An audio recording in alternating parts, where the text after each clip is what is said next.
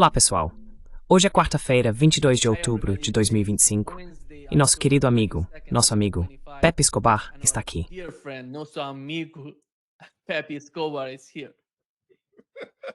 I'm here just Estou because of aqui you, apenas Nima. por sua causa, Nima. Saudações do Sudeste Asiático para você, Nima, e para o nosso público. Our audience. Yeah. Pepe, let's get started with Pepe, vamos começar com uma das principais questões neste momento, quando olhamos para o Oriente Médio, a situação entre o Irã e Israel.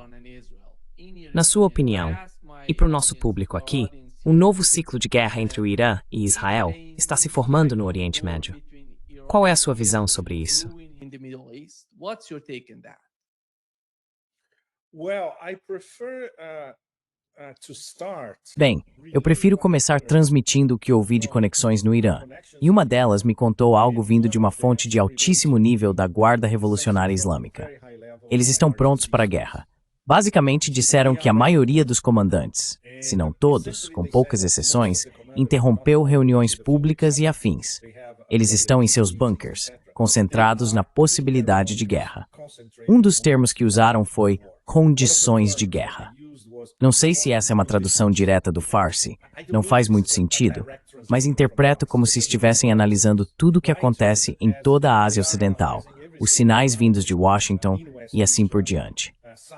Eles acreditam que a possibilidade de um ataque é muito alta, o que é extremamente preocupante para todos nós e para o Sul global como um todo. Algo paralelo a isso. Something parallel to that. I didn't say that before openly because I was. Eu não tinha dito isso abertamente antes, porque estava esperando uma confirmação. Eu deveria participar de uma conferência muito importante no Irã na próxima semana, sobre as relações entre os Estados e o Irã, essencialmente. Neste fim de semana, recebemos dos organizadores a notícia de que a conferência foi cancelada. E adivinha? O motivo foi, mais uma vez, condições de guerra. Então isso é muito sério. Não posso citar a organização responsável pela conferência. Só posso dizer que é uma das principais instituições do sistema iraniano. Para eles cancelarem uma conferência que traria convidados estrangeiros como nós, o que normalmente seria excelente do ponto de vista deles, ter estrangeiros no Irã neste momento para transmitir a perspectiva iraniana ao mundo exterior, especialmente ao sul global. Cancelar isso na última hora literalmente diz muita coisa. To cancel that at the last minute, literally. I had already made my visa application. Eu já tinha enviado minha solicitação de visto e estava aguardando a confirmação. E você sabe, tudo isso ser cancelado de última hora não é um bom sinal. Significa que eles estão muito preocupados. Algo paralelo a isso, em um tom mais leve ou pelo menos não tão intenso, a Press TV havia anunciado que começaria a transmitir o documentário que filmamos em maio passado no Irã, que eles intitularam Corredor Dourado. É um título muito bonito, na verdade. Basicamente, sou eu e uma equipe de 5 iranianos, excelentes profissionais e pessoas maravilhosas. Cruzamos o Irã do Mar Cáspio até o Golfo Pérsico, passando por Teherã, Qom e Isfahan, e depois descendo até Chabahar, o porto no Mar de Omã, que é muito importante. E sim, eu até cruzei a fronteira entre o Irã e o Paquistão ilegalmente, mas em um barco de pesca. Illegally, but on a fishing boat. So nobody can say anything, right? So Então ninguém pode dizer nada, certo? Este é basicamente o primeiro documentário conduzido por um estrangeiro, o que é uma enorme honra. No meu caso, sobre o Corredor Internacional de Transporte Norte-Sul, que, como nosso público sabe, é um projeto dos BRICS, envolvendo Rússia, Irã e Índia. Neste momento ainda não sabemos quando será exibido. Isso depende da Press TV. Eles vão reorganizar as datas e eu manterei todos informados. Pedi a eles, por favor, que conseguissem um link para que qualquer pessoa, em qualquer lugar do mundo, possa acessar e assistir ao documentário, porque muitas pessoas não conseguirão acompanhar as transmissões ao vivo na Press TV. Então esse é o lado mais leve da história. Como podem ver, nesses últimos dias, tudo foi virado de cabeça para baixo em Teherã. E isso é um sinal de que eles estão levando muito a sério todos os sinais que estão recebendo. very seriously.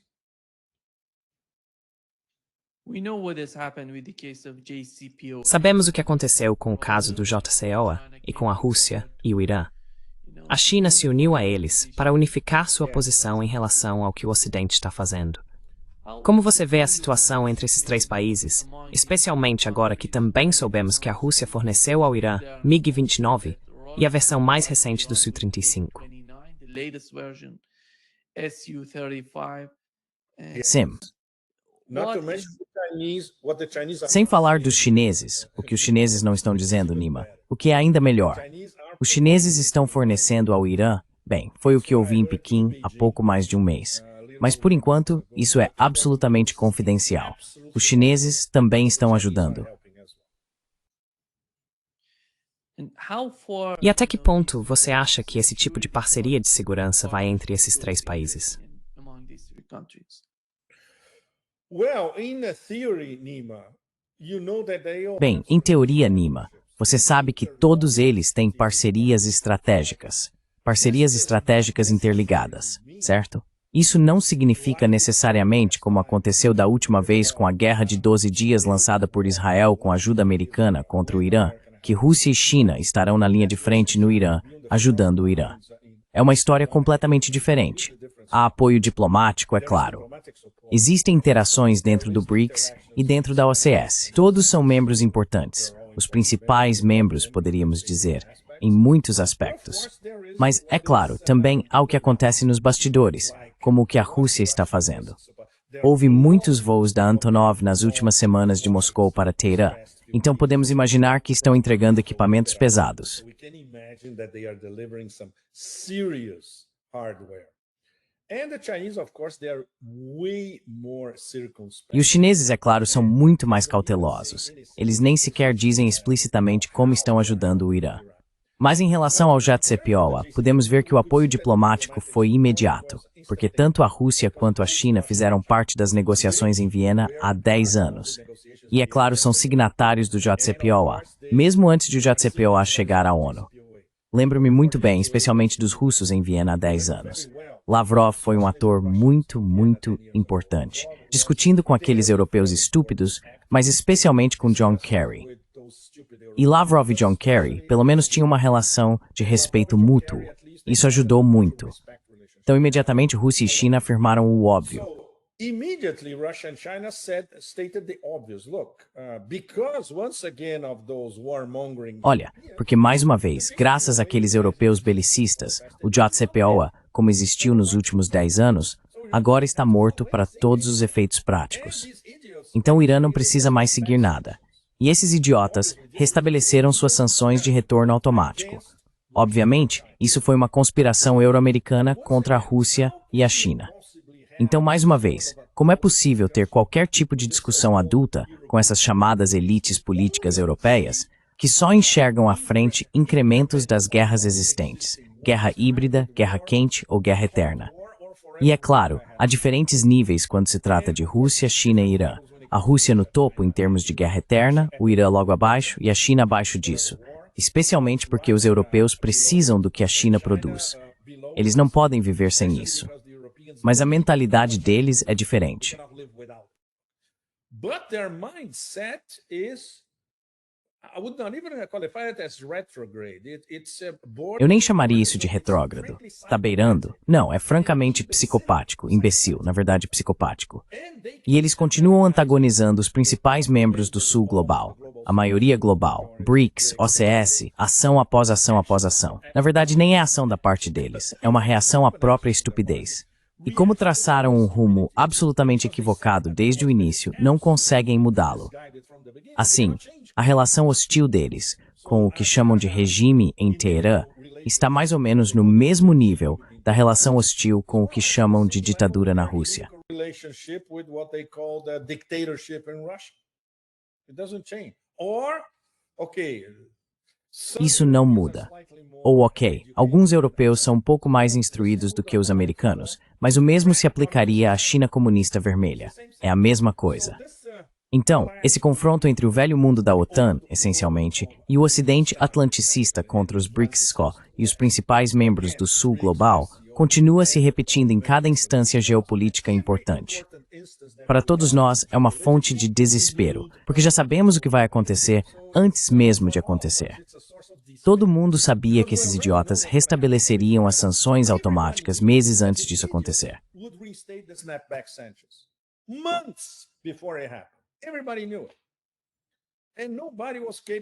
Todo mundo sabia disso, e ninguém foi capaz de colocar um pouco de juízo nessas lideranças estúpidas. Vejam, vocês estão mais uma vez aniquilando a maioria absoluta do Sul global. E se bem me lembro, todos os membros do movimento dos não alinhados, cerca de 120 deles, também condenaram a retomada das sanções automáticas. Então, mais uma vez, temos 3 potências europeias, que nem dá para chamar de potências, mas parece coisa de lixo da história. Junto com os americanos, antagonizando a maioria absoluta, a maioria global. O que é de novo nisso, Nima? The global majority. What else is new, Nima? You know what's so tragic about Europe? Europe going into Sabe o que é tão trágico sobre a Europa? A Europa está indo na mesma direção, em termos de política externa, que Israel seguiu. Israel não tem ninguém além dos Estados Unidos. E aqueles países que mantêm algum tipo de relação com Israel, o fazem por causa dos Estados Unidos. Exatamente. E a Europa está indo nessa direção, Pepe. Veja, eles não têm uma política externa independente. Não sei quanto tempo isso vai levar, mas se eles se tornarem totalmente dependentes dos Estados Unidos, vai chegar um momento em que a opinião pública nos Estados Unidos vai perguntar por que precisamos apoiar a Europa. Porque se a Europa se tornar dependente em termos de energia, petróleo, gás, e não puder arcar com os custos por causa dos preços americanos, então, no fim das contas, isso vai se tornar um fardo para os Estados Unidos. Isso vai colocá-los na mesma posição em que Israel está agora. Não sei se eles percebem o tipo de ameaça que estão trazendo para si mesmos. I don't know if they see the sort of threat they're bringing to themselves. No, they don't, Nima. The short answer to your question, they don't. Não, eles não, Nima. A resposta curta para sua pergunta é que não. Em primeiro lugar, por causa da própria mediocridade deles. O fato de que a maioria tem índices de popularidade simplesmente deploráveis, e eles sabem que precisam se agarrar a algo, caso contrário serão derrubados. E poderíamos até chegar a um cenário de tochas e forquilhas, ou, sabe, ter Madame Guillotine conversando com muitos deles, se não com todos. As exceções são, é claro, alguns europeus orientais que estão à margem.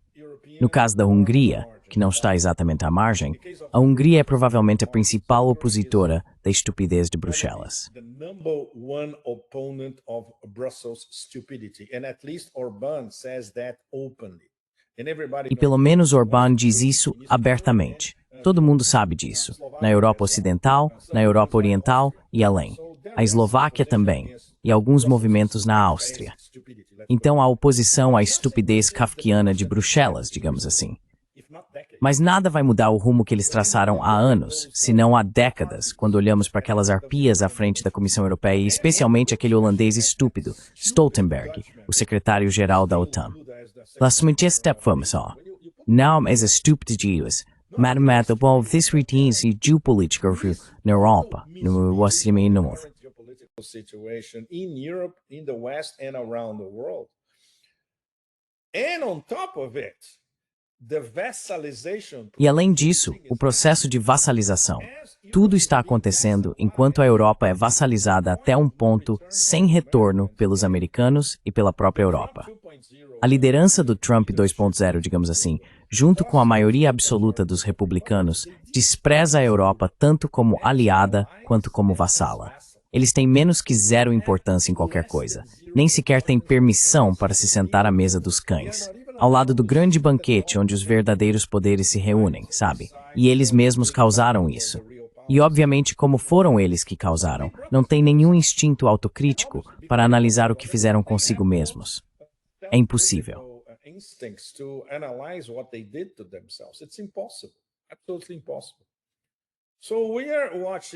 Absolutamente impossível.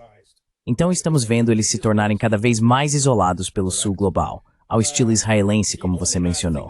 Correto. A única coisa que podem fazer é intensificar a retórica e, claro, fazer ameaças com o que não tem. Mão de obra, exércitos capazes, armas suficientes, mesmo que compradas dos Estados Unidos, dependendo do que os Estados Unidos estejam dispostos a vender, mesmo que seja pago com euros supervalorizados, aliás.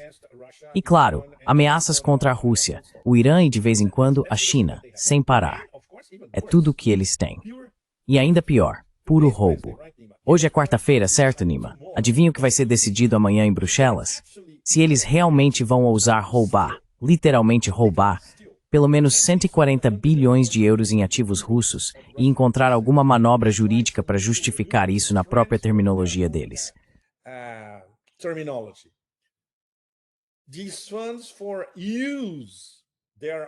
Esses fundos, para usar a própria terminologia deles, são para aqueles gangsters de Kiev. Bem, se isso acontecer, adeus a qualquer um que invista na União Europeia e adeus a qualquer credibilidade do euro e da própria União Europeia. Então, vamos ver o que vai acontecer amanhã em Bruxelas. Amanhã é um marco muito importante. Vamos ver. Algumas pessoas, alguns economistas pela Europa, que estão dizendo, olha, é melhor pensar 10 vezes antes de fazer isso, porque aí estaremos todos ferrados. Então vamos ver. Mas não se esqueça, isso não é uma decisão geoeconômica ou geopolítica. É uma decisão política estreita desses chamados líderes absolutamente repugnantes da União Europeia, que têm mais poder do que os Estados-nação que compõem a União Europeia. Então a situação está realmente sombria. E não há saída, Nima. Vai ficar cada vez pior.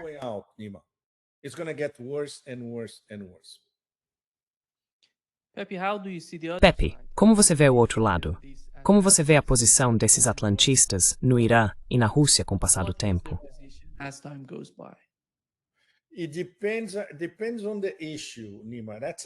Depende da questão, Nima.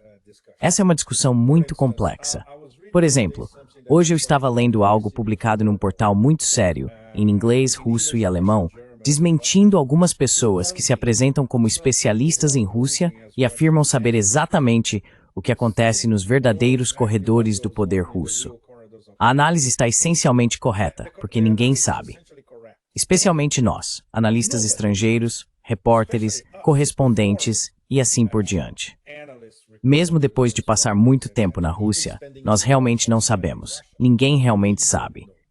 No meu caso pessoal, nos últimos 3 anos passei muito tempo na Rússia. Fiz algumas conexões muito boas e fui recebido de braços abertos, porque fui um dos pouquíssimos estrangeiros que realmente decidiram ir à Rússia, passar bastante tempo lá, conversar com todo mundo e compreender o ponto de vista russo em vários níveis.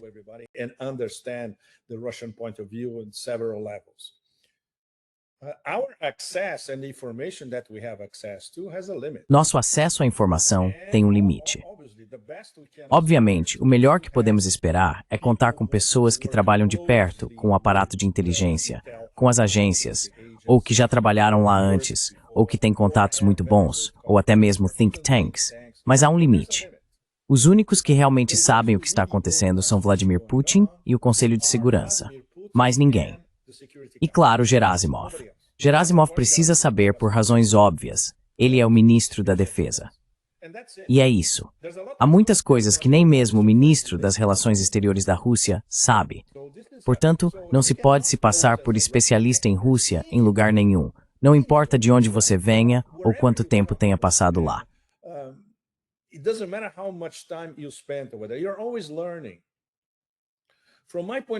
Você está sempre aprendendo. Do meu ponto de vista, eu me coloco na Rússia na posição de um estudante em tempo integral, sem parar. Estou sempre aprendendo. Especialmente sobre as sutilezas do modo russo de pensar, tomar decisões e planejar a longo prazo.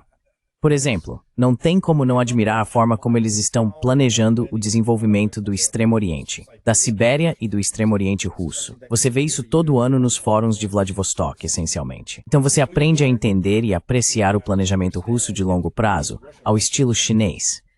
No caso da OME, é muito mais complicado, porque há um espectro de opiniões sobre como a OME deve ser conduzida.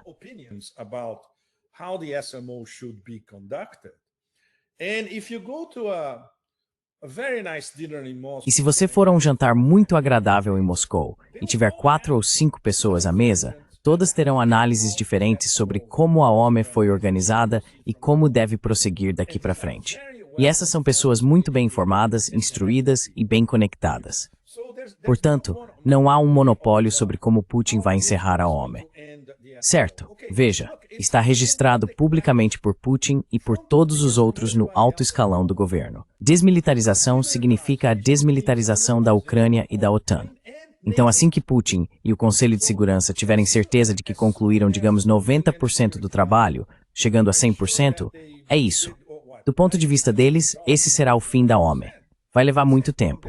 E a desnazificação é uma questão de gerações. And denazification, it's a matter of generations. You cannot denazify Ukraine in 1 or 2 years. Você não pode desnazificar a Ucrânia em 1 ou 2 anos. Isso levará pelo menos 2 gerações. É um processo de longo prazo. E agora eles estão enfrentando, mais uma vez, Narciso se afogando em seu próprio pântano todos os dias, encantado com sua própria imagem e mudando de opinião a cada 5 segundos, de um ciclo de notícias para outro. Vou organizar uma reunião com Putin na Hungria. Já liguei para Orbán. Vai dar tudo certo. E então, alguns dias depois, não quero perder meu tempo. Como confiar em um líder político assim? Sabe, não há estratégia, não há nada. É apenas esse circo sem fim que monopoliza o ciclo de notícias. Sem parar, monopolizando nossa atenção a dos analistas independentes, sem parar.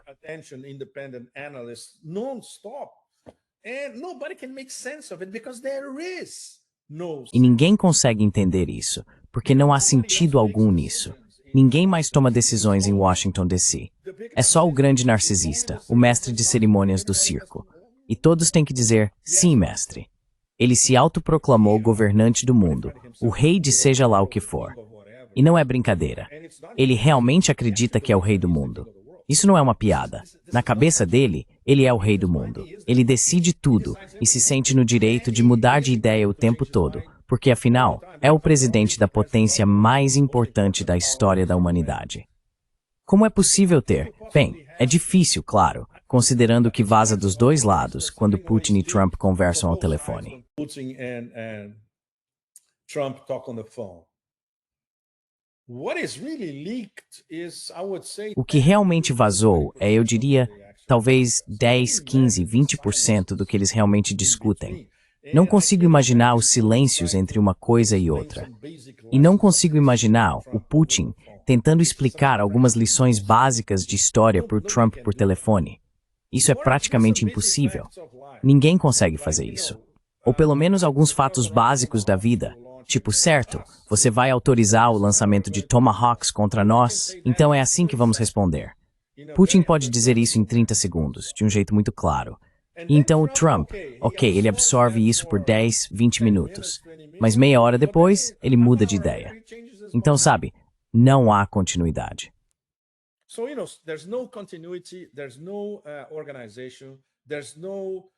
Não há organização.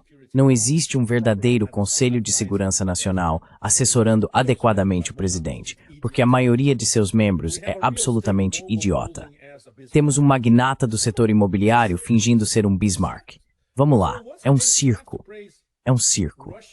Então, mais uma vez, é preciso elogiar a paciência russa, a própria paciência de Putin e a paciência do Conselho de Segurança ao seu redor, que não é necessariamente a paciência do FSB ou do SVR. Você vê as últimas aparições públicas de Narishkin e Bortnikov.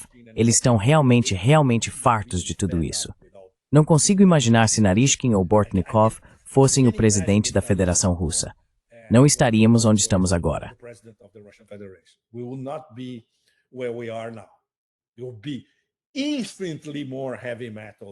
Seremos infinitamente mais pesados, mais heavy metal do que estamos agora. Mas é isso. Esse é o Putin. E então acusam o Putin de, você sabe, agora ele vai ceder ainda mais território à Ucrânia do que há alguns meses. Não, isso é um processo de negociação.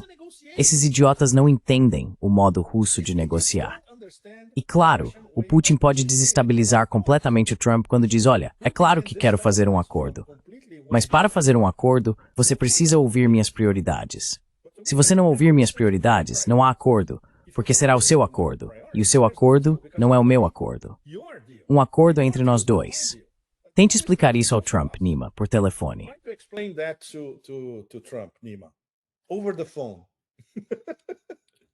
Impossible. Impossível. Impossível. Impossível. Pepe, a questão principal, ao que parece, conforme eles comentam, é um cessar-fogo imediato, o que não é aceitável para os russos. Lavrov De jeito nenhum. E essa é a resposta educada. response, né? Yeah. And the key for that, I think, what you Sim, mentioned, e a chave para isso, eu acho, é o que você mencionou: desmilitarização e desnazificação. Mas não dá para desmilitarizar a Ucrânia sem desmilitarizar a OTAN naquela região. Essa é a questão. E o que eles não entendem, na minha opinião, é que a Rússia e a China ficariam mais do que satisfeitas com esse conceito. O Irã também ficaria mais do que satisfeito com esse conceito. Veja a guerra entre o Irã e Israel. A OTAN interferiu a favor de Israel. Se forem para Taiwan, será que na China? they're going to be NATO against, China. That's Apoio aos slants, sim, yeah, exactly. Exatamente. Toda OTAN, exatamente. de 2 a 5% vai para os Estados Unidos. Isso não está indo para os bolsos do complexo militar industrial na Europa. Eles não têm isso na Europa. They don't have anything. Eles não têm nada. Bem, estão tentando. Leonardo e Tales dizem que vão, você sabe, impulsionar o inexistente, aliás, complexo militar industrial europeu. São duas empresas sérias, pelo menos, mas não têm o que é preciso para construir algo do zero. Basicamente, os verdadeiros participantes desse novo complexo militar industrial em escala europeia seriam no máximo 4 nações, talvez 5. E só. Dá para imaginar a Estônia fazendo parte disso? Tories e Tonia, Vestimpordo Lustau, Vormer, Elambur. Latvia being part of the industrial military command, that's a joke. And coming back to the main goal, E voltando ao objetivo principal, que seria a desmilitarização da OTAN, acredito que Rússia, China, Irã e outros irão tão longe quanto for necessário para alcançar isso na Ucrânia, porque é algo crucial para os BRICS. Não se trata apenas da Rússia, trata-se de todo o Sul global, o futuro dos BRICS, o futuro de outras organizações no Sul global. E a Rússia não vai recuar nisso. Mas não vejo Donald Trump, como você mencionou, compreendendo a posição da Rússia, que é totalmente apoiada por outros países, até mesmo, eu diria, pela Índia, por causa da situação com o Paquistão. Eles sabem que a ameaça vinda do Paquistão é real e como essa situação pode ser manipulada pelos Estados Unidos. how the situation in Pakistan can be manipulated by the United States. By the way, the Americans are manipulating those stupid. Aliás, os americanos estão manipulando aqueles generais paquistaneses estúpidos desse jeito. Isso é um enorme problema para a OCS. Então você consegue imaginar? Rússia e China terão que se sentar com os paquistaneses dentro do mandato da OCS e dizer, pessoal, se organizem. Qual é essa história com o Afeganistão? Vocês provocaram toda essa situação com o Afeganistão. Vocês precisam entender, vocês mais do que qualquer outro, conhecem a diferença entre o governo talibã afegão em Cabul e o TTP, o Talibã paquistanês nas áreas tribais dentro do Paquistão, parte do Paquistão. Vocês sabem a diferença. Não é a mesma coisa. Nunca foi a mesma coisa desde o início. E vocês estão caindo nessa novamente. Então, essas pessoas são realmente estúpidas. Se Imran Khan fosse o primeiro-ministro, nunca teria havido essa mini-guerra entre Afeganistão e Paquistão. Never have been this mini Afghan-Pakistani war. Never, never. And the problem is this Nunca. absolutely disgusting. E o problema é este. Generais paquistaneses absolutamente repugnantes. Tenho alguns amigos acadêmicos no Paquistão, e eles estão horrorizados com tudo isso. Mesmo para eles, é perigoso escrever sobre o assunto ou discuti-lo em público. Eles conhecem muito bem essas pessoas. Trata-se da camada mais baixa das Forças Armadas paquistanesas. Oportunistas, pessoas que querem bajular, pensando em suas próprias carreiras ou em conseguir alguns favores, especialmente dos americanos. É nojento. É nojento. Isso não tem nada a ver com a soberania do Paquistão. Portanto, esse deveria ser um problema a ser tratado pela OCS. Por enquanto, não muito. Não muito. E esse chamado acordo de paz, ou início de um acordo de paz entre o Paquistão e o Afeganistão, não foi coordenado pela OCS. Isso não é bom. Isso não é nada bom. That's not good. That's not good at all. Pepe, the situation in the Pepe, a situação na América do Sul, em nossa região aqui, considerando o caso da Venezuela, está se tornando crítica, na minha opinião.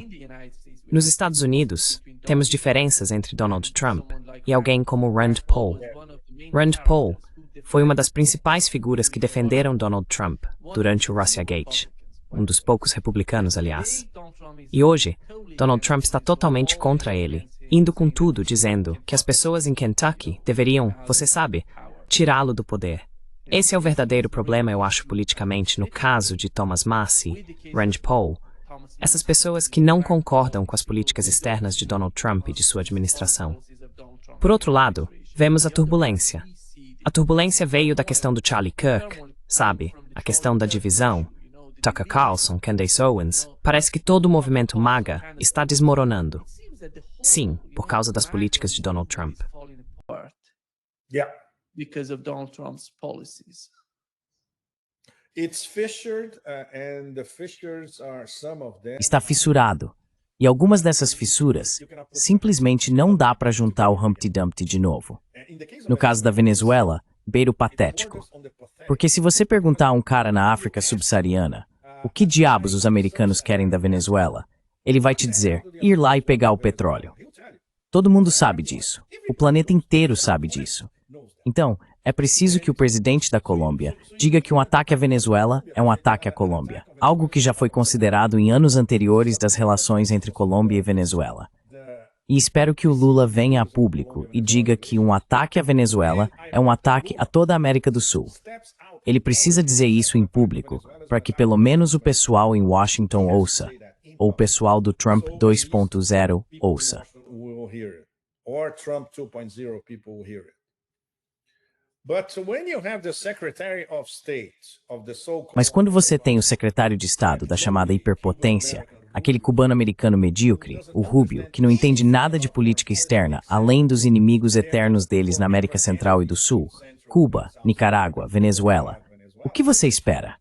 E o neocon Rubio fica blá blá blá sobre o Donald Trump todos os dias. E obviamente, ok, vamos bombardear outro barco cheio de pescadores. São narcotraficantes.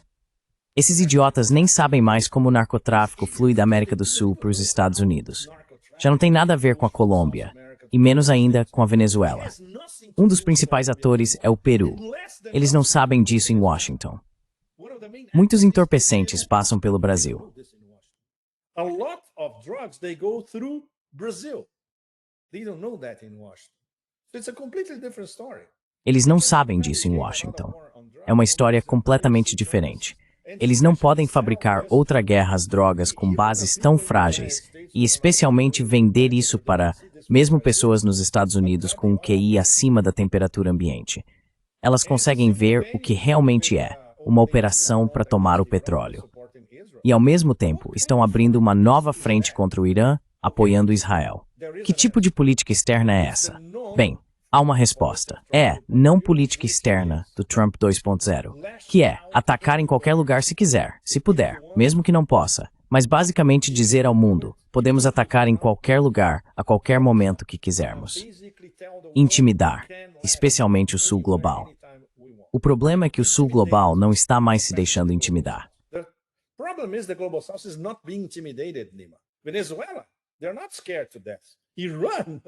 Venezuela, eles não estão morrendo de medo. Irã, a última coisa que eles estão é morrendo de medo. Países na região do Sahel subsaariano, eles não estão intimidados. Em toda a Ásia, as potências do Sudeste Asiático, meus vizinhos aqui, ninguém está intimidado. Então sabe, para que serve isso? É só um tanque arco-íris no meio da selva dizendo, eu sou o rei da selva. Sim, é isso mesmo. Porque mais uma vez é algo pessoal. Está na cabeça dele. É assim que ele se sente poderoso. Ele precisa mostrar para todo o planeta que é o rei da selva. Alguma estratégia? Não. Algum entendimento de táticas? Não. Alguma discussão em alto nível sobre essas políticas? Não. Então é aí que estamos, Nima. Somos reféns do rei da selva.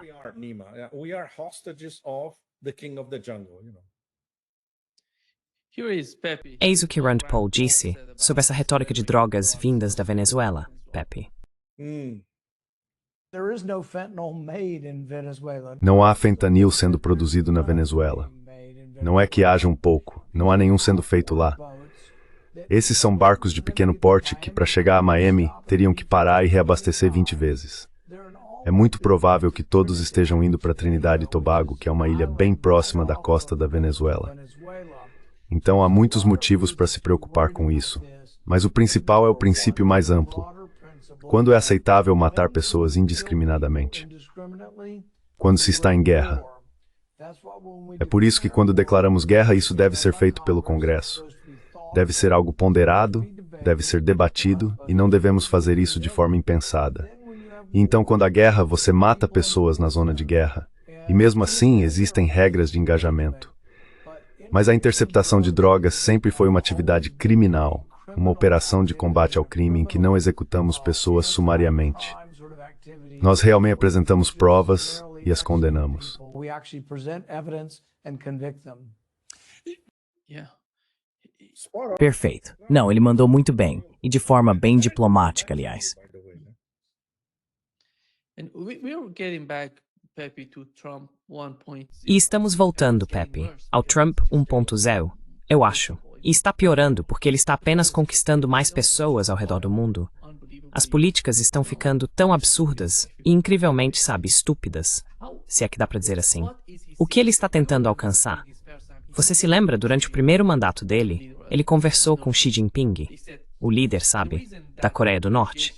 Disseram que o motivo daquela negociação ter fracassado foi por causa do Bolton e daquele pessoal do governo Trump. Mas agora não há Bolton. Não há ninguém com aquele tipo de personalidade na administração Trump. E mesmo assim, você ainda vê o mesmo resultado, ou até pior, saindo disso. O que é isso? Vamos ver tudo isso apenas como movimentos de exibição, algo como, sabe, o acordo de paz que fizeram no Egito? Não é nada além disso. E eles veem isso na Rússia, no Irã, na China. Eles veem que esse presidente não é um negociador sério. This president is not a serious negotiator. The problem is you have to deal with him.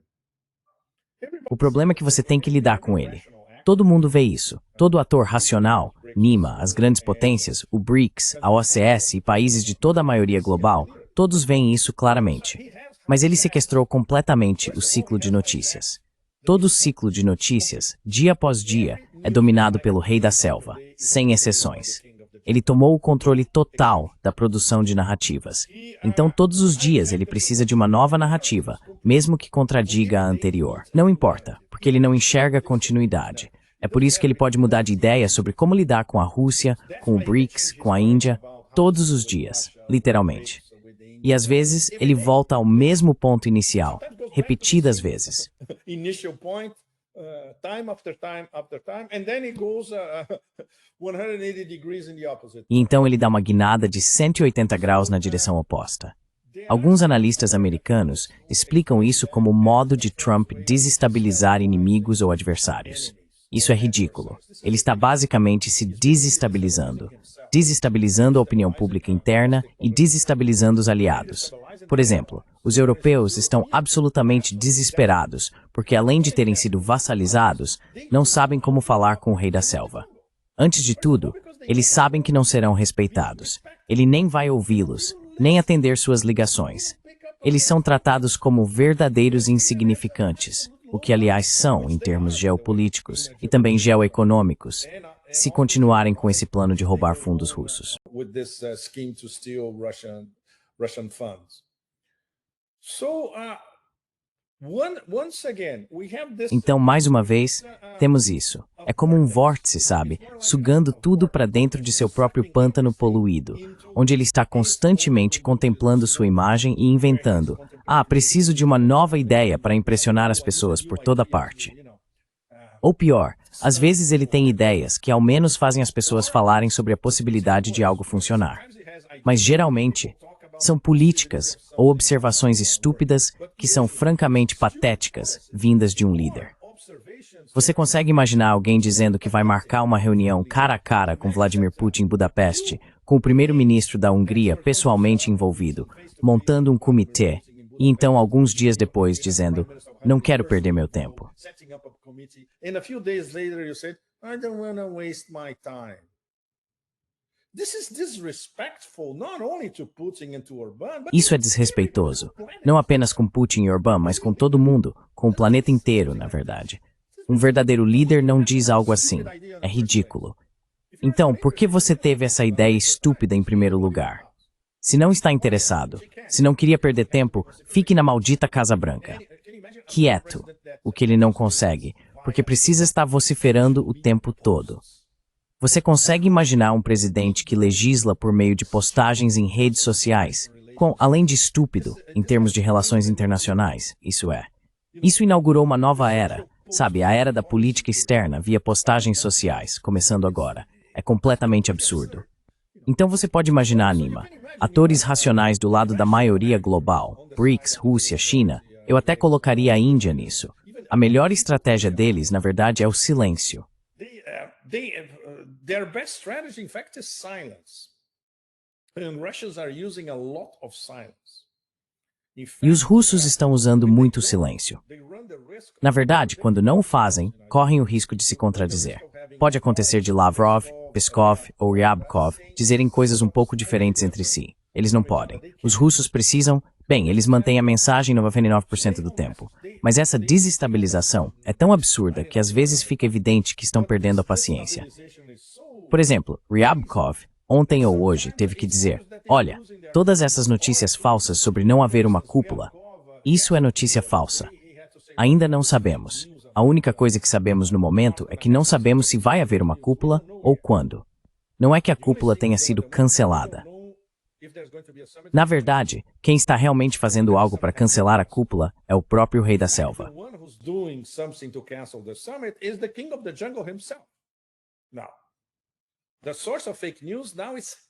Agora a fonte das fake news é ele mesmo, então não sabemos.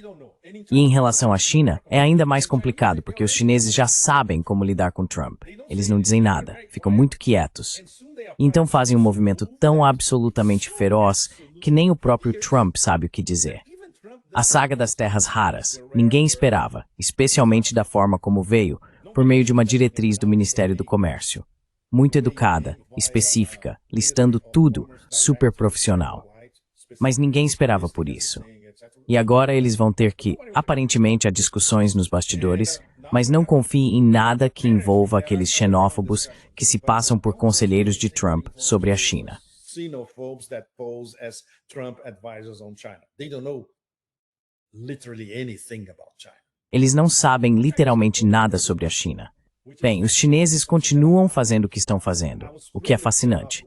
Tive o privilégio no mês passado de ver o que a China fez para desenvolver Xinjiang, bem diante dos meus olhos todos os dias.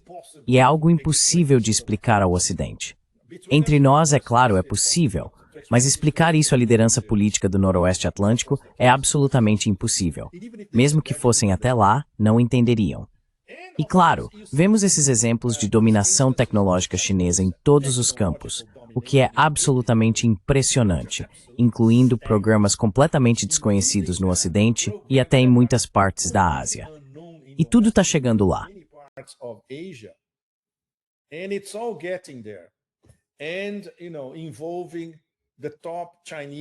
E veja, envolvendo as principais universidades chinesas que estão alcançando um nível repetidamente acima da Ivy League e de Oxbridge, na Inglaterra. Muito além desses dois polos, sabe? Você não pode ter essa discussão no Ocidente. Esqueça. Então os chineses são mestres, é claro, do silêncio, da circunspecção, da discrição. Eles não precisam se gabar de nada. E quando você vê algo acontecendo, é porque já está acontecendo. É o completo oposto do Rei da Selva, que vive se gabando de que as coisas estão acontecendo e vão acontecer. E não acontecem. E não vão acontecer. Aí está. Essa é a grande diferença entre uma superpotência de 5.000 anos, que foi assim durante a maior parte de sua existência, e uma superpotência que teve seu momento por talvez 70 anos na história, o que em termos históricos é um grão de areia.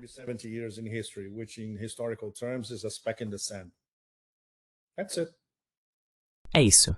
Pepe, como você traz o fator da idade de Donald Trump para todo o caso? E isso está influenciando de alguma forma sua espécie de domínio em sua administração?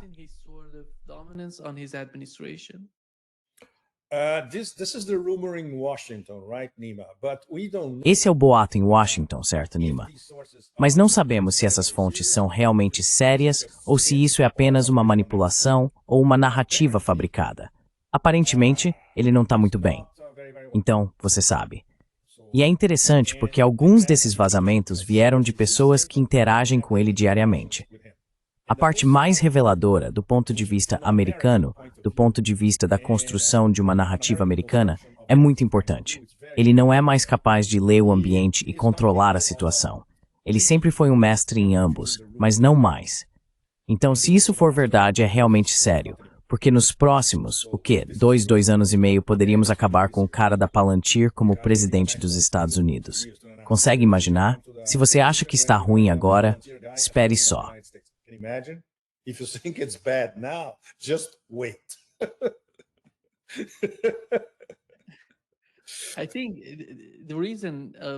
Acho que o motivo pelo qual fiz essa pergunta tem a ver com liderança. Na Rússia, na China ou até no Irã, eles estão se perguntando, com quem estão realmente falando? Exatamente. Quem está lá? De quem são as políticas que estão sendo implementadas nos Estados Unidos? E isso é uma grande preocupação, porque toda vez que Donald Trump sai, sabe, de uma conversa ou de um telefonema com Vladimir Putin, ele diz que está tudo positivo, que tudo está indo bem. E então, algumas horas depois, é tomada essa ideia por todo o conflito. Isso é um problema real quando se lida com líderes estrangeiros.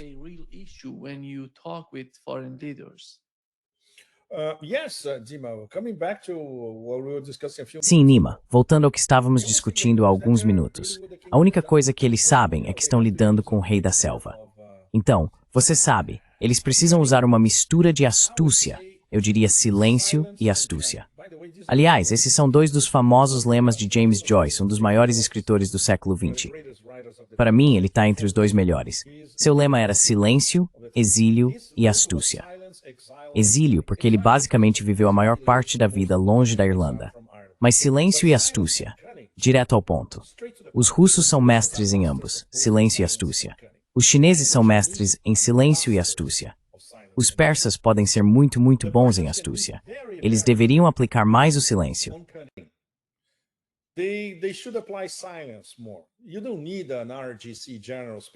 Você não precisa de um general da Guarda Revolucionária Iraniana falando em público todos os dias. Não, você não precisa disso. Ou se for atacado, vai pagar um preço. Não, você não precisa dizer isso. Os persas são muito, muito melhores quando são discretos e aplicam astúcia. A história nos mostra isso. Então é isso. E eu diria que isso se aplica aos líderes do sul global em todos os lugares. Não provoque diretamente o rei da selva. Você pode dizer algo de vez em quando, de um modo que seja interpretado como uma provocação ao rei da selva. É muito mais eficaz. Ou você não diz nada. Isso desestabiliza ainda mais o rei da selva, porque então ele percebe que está falando com uma parede do sul global. Isso é ainda mais interessante.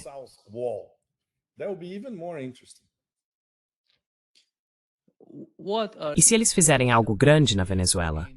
Derrubarem o governo de lá? Como isso vai influenciar o restante da região?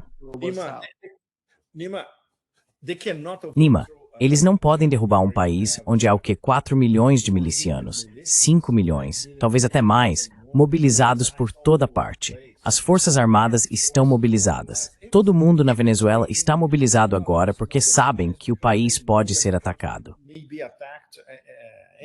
Isso vai ser pior do que o Vietnã para os Estados Unidos. Se eles tentarem alguma coisa, o Vietnã seria, você sabe, a Disneylândia em Hong Kong. E eles sabem disso. Quando eu digo eles, quero dizer mais uma vez, as 2 ou 3 pessoas no Pentágono que têm um QI acima da temperatura ambiente. O Departamento de Estado, esqueça. A CIA, esqueça. Mas no Pentágono, essas pessoas precisam saber algumas coisas básicas sobre invadir um país soberano e o preço que se paga por isso. Antes de tudo, eles nem sequer têm o que é necessário para invadir a Venezuela. O que vão fazer? Bombardear Caracas? É uma piada. É ridículo. É absolutamente ridículo. E eles não têm o que é preciso internamente para organizar um golpe de mudança de regime, nem mesmo com esse ridículo Prêmio Nobel da Paz, que é um dos... Em termos de Prêmios Nobel da Paz, este é o cúmulo. In terms of Nobel Peace Prizes, this one takes the cake. There's nothing more ridiculous than this one. Even the Obama. Não há nada mais ridículo do que isso. Até o prêmio Obama foi menos ridículo do que este. Eles não têm apoio interno, sem falar no resto da América do Sul, que teria de se levantar, pois isso seria um ataque contra a América do Sul e contra a América Latina como um todo. É uma tática de distração, e não temos ideia. Obviamente, isso não foi bem pensado. Surgiu da cabeça do rei da selva numa noite enquanto assistia a Fox News.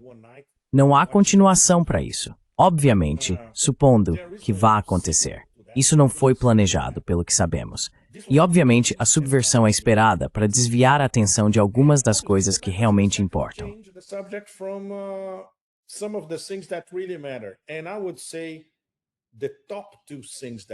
E eu diria que as duas coisas mais importantes são, primeiro, que o Império do Caos já perdeu a guerra por procuração contra a Rússia na Ucrânia, e não há saída. Esse é o número 1. O número 2, que é ainda mais sério em vários aspectos, é que o Império do Caos está perdendo a guerra tecnológica contra a China, e em breve chegaremos a um ponto sem retorno. Consegue imaginar Nima tendo que lidar com esses dois fatos diante dele? Fora de questão. Ok, vamos bombardear a Venezuela. Vamos mudar a narrativa. Mais uma vez, aplica-se a mesma definição. A China é especializada na produção de bens reais, bens de consumo, em todo o mundo. Os Estados Unidos são especializados na produção de narrativas. Essa é a versão curta. E eles têm um presidente cujo único trabalho é fabricar narrativas.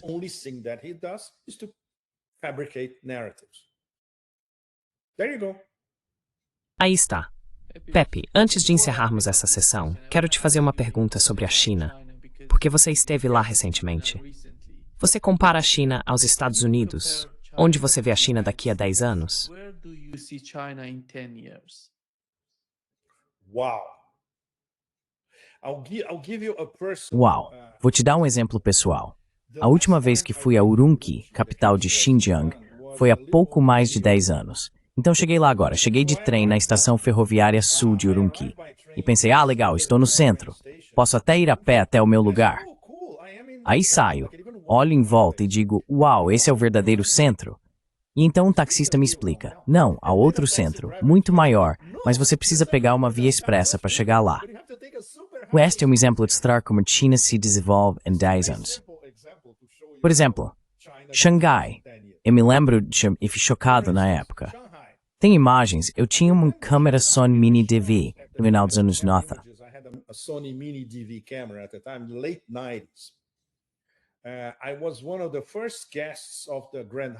Fui um dos primeiros hóspedes do Grand Hyatt Hotel na Jingmao Tower, em Pudong. O hotel estava em fase de pré-abertura. Eu estava em Hong Kong e me disseram, olha, estamos abrindo um novo hotel em Xangai. Então eu fui até lá. Ao meu redor, só havia a torre de TV Pérola Oriental e talvez mais 2 torres menores. Todo o resto era um enorme canteiro de obras. Eles estavam literalmente construindo todo o Pudong do zero, Nima. Isso foi há 25 anos. Hoje, se você voltar lá, o que convenhamos, 25 anos atrás não é tanto tempo assim, verá um distrito comercial completo em Pudong, com incontáveis torres, circulação impecável, tudo de última geração, moderno, inimaginavelmente eficiente do ponto de vista ocidental. E eles construíram tudo isso em menos de 25 anos.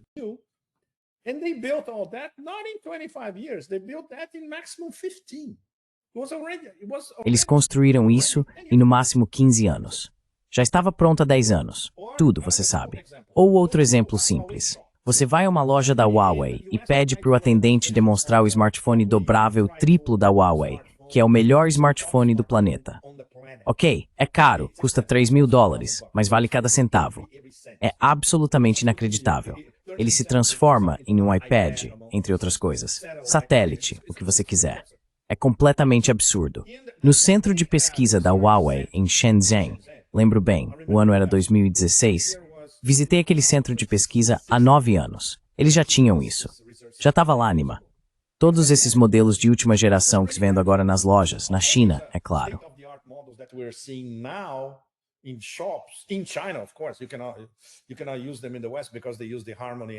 Você não pode usá-los no Ocidente porque eles rodam o sistema Harmony OS, que é exclusivo da China. 10 anos atrás, eles já tinham tudo. E ok, para continuar com os exemplos, provavelmente o mais radical de todos, 10 anos atrás, Nima, os Estados Unidos lançaram a iniciativa Made in China 2025. A ideia era que em 10 anos eles precisariam estar entre os 1, 2 ou no máximo 3 principais líderes em 10 setores de alta tecnologia. Hoje em dia, eles são líderes em praticamente 8. Restam apenas 2. E provavelmente se tornarão líderes nesses também dentro de 2 ou 3 anos. 3 anos no máximo, eu diria. Um deles é a produção de semicondutores, onde estão rompendo a barreira.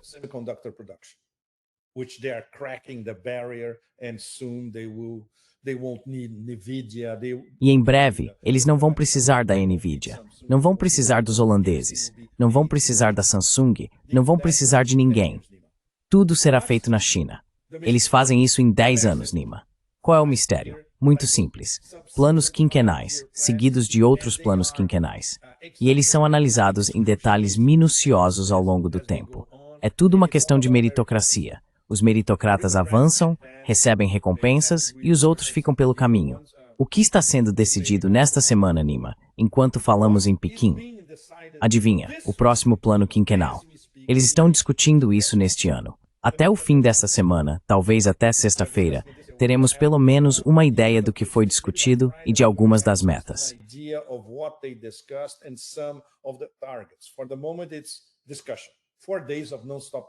Por enquanto, é discussão. 4 dias de discussão ininterrupta, certo? E claro, sabemos que eles já planejaram a maior parte dos aspectos geoeconômicos até 2035. Então, em teoria, estamos falando do plano quinquenal de 2025 a 2030. Mas eles já haviam planejado as coisas até 2030 e 2035, com 3 planos subsequentes definidos há alguns anos. As linhas básicas de desenvolvimento já estão estabelecidas. Agora, eles precisam entrar nos detalhes minuciosos. É isso que estão discutindo esta semana em Pequim, os detalhes do próximo plano quinquenal. E isso explica, Nima, quando você vai, por exemplo, meu sonho, atravessar o deserto de Taklamakan. Tenho esse sonho desde que li aqueles livros de aventureiros europeus. Books by European adventurers, some of them almost died trying to cross the Taklamakan. Alguns deles quase morreram tentando atravessar o Taklamakan, como o explorador sueco Sven Hedin. A experiência em si é de deixar a mente atônita. Levei dias para processá-la. Cruzamos da Rota da Seda do Norte para a Rota da Seda do Sul por uma das rodovias. São 4 delas, não apenas uma, cerca de 450 quilômetros, mais ou menos.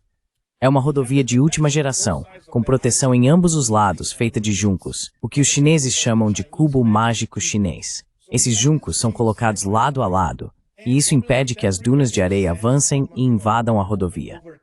Em ambos os lados da estrada é igual. Há uma cerca verde adicional para proteção. You have an extra green fence protection. And the sand dunes are very, very far away. E as dunas de areia ficam muito, muito longe. Certo, então isso é cruzar a rodovia. Quando você entra de um lado e sai do outro, vê o famoso cinturão verde, que basicamente circunda todo o deserto de Taklamakan. 3.500 quilômetros de cinturão verde, com plantas muito especiais que eles selecionaram meticulosamente. Temos que plantar estas aqui, esta formação aqui, blá blá blá, esta uma depois da outra, blá blá blá. O que você pode dizer sobre isso, Nima?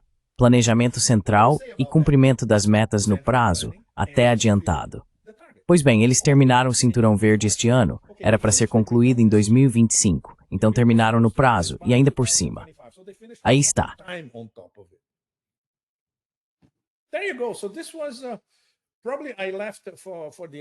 Então, provavelmente, deixei isso para o final da nossa conversa, porque é o exemplo mais marcante do que o planejamento central e uma burocracia muito eficiente e controlada, de forma centralizada, podem fazer em termos de desenvolvimento sustentável e respeito ao meio ambiente ao mesmo tempo. As tempestades de areia ao redor do Taklamakan sempre foram um enorme problema para os oásis. A história da Rota da Seda em Xinjiang é basicamente o deserto de Taklamakan no meio, com tempestades de areia horríveis o tempo todo, e os oásis em ambas as margens, ao norte e ao sul. Como proteger esses oásis? Simples. Você atravessa o Taklamakan e constrói o cinturão verde ao redor dele. Pronto. Isso é o que se chama de desenvolvimento sustentável, Nima. Mas é claro, guiado por uma administração central competente. Acho que o mais impressionante foi ouvir que Pequim era a cidade mais poluída do mundo em 2014. I remember very E hoje é uma das mais limpas. Eu me lembro, por exemplo... Ok, deixa eu ver. Sim, há uns 15 anos, eu passei o inverno em Pequim. Eu estava fazendo pesquisa lá em 2009 e 2010. Eu ficava em uma torre, em um novo distrito comercial. E toda manhã, Nima, eu não conseguia ver as outras torres por causa da poluição. Havia uma camada de fuligem assim todos os dias, até dentro dos apartamentos. Isso desapareceu completamente. Eu estive em Pequim antes de ir para o oeste, para Xinjiang. Tá tudo limpo.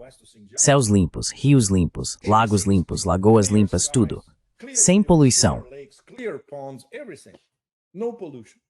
There you go. É simplesmente, eu acho. It is. So, and É isso. É isso. E o que eles dizem, veja, não é que vocês, todos no sul global, tenham que copiar o nosso modelo, mas olhem o que fizemos. E funcionou. Então vocês podem usar isso em seus países, em suas nações. É isso. Há muito que aprender com essas lições chinesas e com o que os chineses aprenderam enquanto faziam isso. Mas é impressionante a amplitude, a disseminação, o alcance, e está por toda a China. É absolutamente extraordinário. Lembro-me de quando Shenzhen era basicamente um buraco infernal. Sabe, nem havia uma estrada pavimentada para chegar a Shenzhen a partir da fronteira com os novos territórios em Hong Kong. Hoje em dia, é o principal centro de pesquisa da China, no mesmo nível de Pequim, Tianjin e da região de Xangai. Eles fizeram isso em 30 anos. É nada. 30 anos não é nada. they did this in 30 years. It's nothing. 30 years is nothing. Nothing. Yeah, simply nothing. Nada. É simplesmente nada. Muito obrigado, Pepe. Muito obrigado, Pepe. Grande Obrigado a prazer. você, querido. Um enorme prazer conversar com você. Obrigado a você, querido. Um enorme prazer conversar com você. Sempre um enorme prazer. Te vejo. Eu te vejo. Ok. Yes, Ok, sim, te vejo. Greetings from Saudações do Sudeste Asiático. Boa noite do Sudeste Asiático para o Nima e para todos vocês. Para todos vocês, saudações do Sudeste Asiático e a cúpula da ASEAN começa aqui neste fim de semana. starts here this weekend. Yeah, great. That's Sim, ótimo. Seria ótimo. Sim. Vamos ter muitas notícias sobre isso. Obrigado, Pepe. Obrigado, Pepe. My pleasure. Cheers. Bye. Bye-bye. Foi um prazer. Saúde, tchau, tchê.